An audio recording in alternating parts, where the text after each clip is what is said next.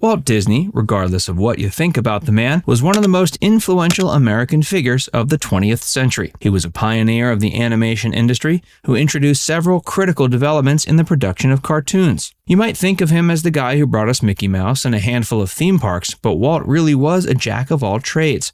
He was an animator, entrepreneur, and film producer who holds the record for being nominated for and winning the most Academy Awards. He received 59 Oscar nominations and took home 22. Generations of wide-eyed children have grown up eagerly anticipating the next feature-length Disney animated films. From The Jungle Book to Beauty and the Beast to the studio's most recent animated feature, Encanto, Disney has long set the bar for family-friendly films.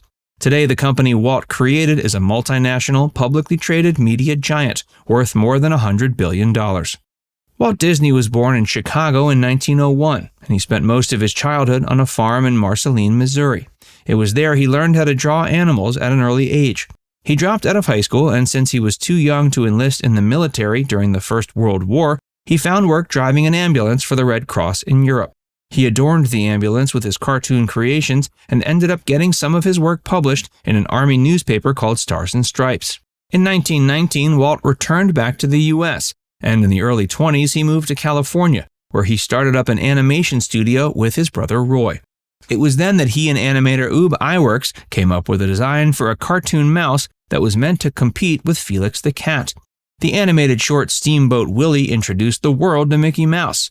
When it premiered in 1928, Mickey was a massive hit. As the studio grew, Walt became more adventurous. He began utilizing things like full-color 3-strip Technicolor and synchronized sound. Soon enough, he and his team were making full-length cartoons, something virtually unheard of. Some of these early animated films, like Snow White and the Seven Dwarfs, Pinocchio, Fantasia, Dumbo, and Bambi, are considered timeless classics. When they hit theaters, though, they were nothing short of sensational. Disney went on to create critically acclaimed live-action films like Mary Poppins after World War II. In the 50s, he developed his first amusement park, Disneyland, which opened in 1955. A decade later, he brought us Disney World. At the heart of this new amusement park was visionary attraction Epcot. Sadly, before he was able to see either project completed, Disney died of lung cancer. He was survived by his wife, Lillian Bounds, and his 2 daughters, Diane and Sharon. Throughout Walt's storied life and career, many rumors about his personal life circulated, some of which were not very flattering. Even so, he managed to keep up a pretty positive public image while he was still alive. Following his death, however, his reputation changed.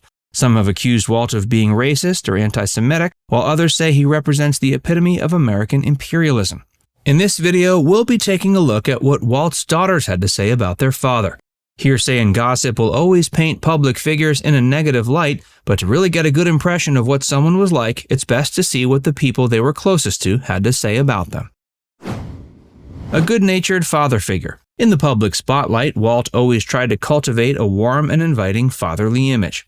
Hayley Mills, the English actress who starred in his hit The Parent Trap, described him as being something like a surrogate parent. She loved his sense of humor and found him easy to talk to because, according to her, he made a point to listen to people and genuinely adored children. Before he built his own parks, Walt loved to take his daughters to amusement parks. In old Disney family home movies, Walt can be seen riding the Griffith Park Carousel in LA. He later would say this ride was one of the inspirations for Disneyland.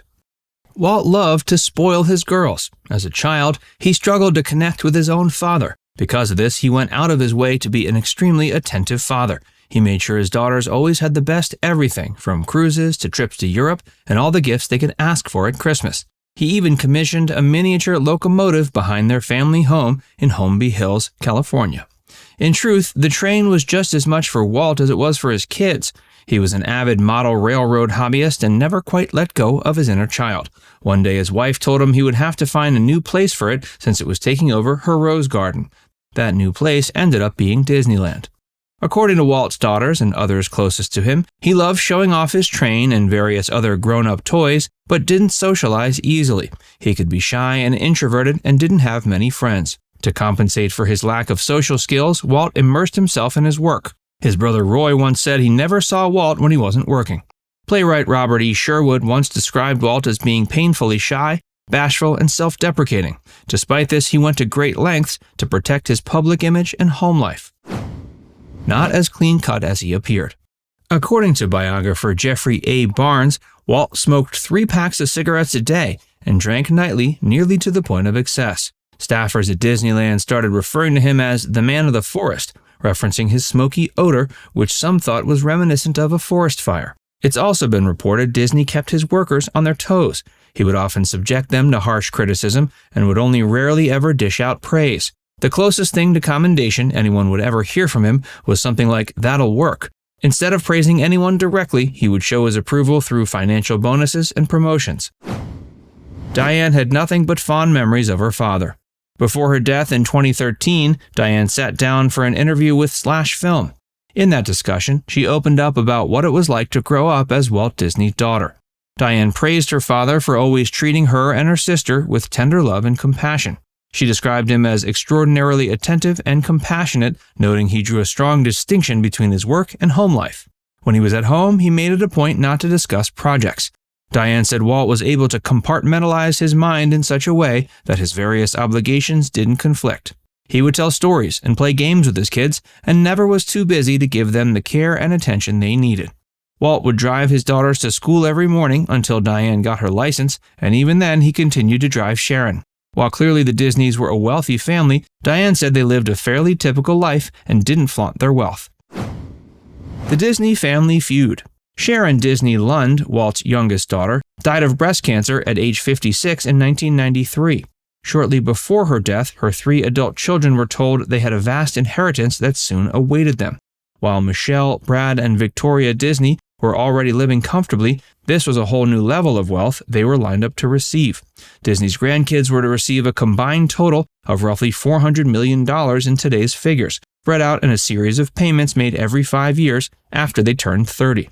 There was one minor caveat. Sharon designated 3 trustees, including her ex-husband Bill, his wife Sherry, and her older sister Diane Disney Miller. The trustees could withhold the distributions if they felt like the children failed to demonstrate they were mature and capable of managing and utilizing the funds in a responsible and prudent manner. Ultimately, these stipulations led to disastrous consequences that led to accusations in probate court of conspiracy, mental incompetence, and even incest.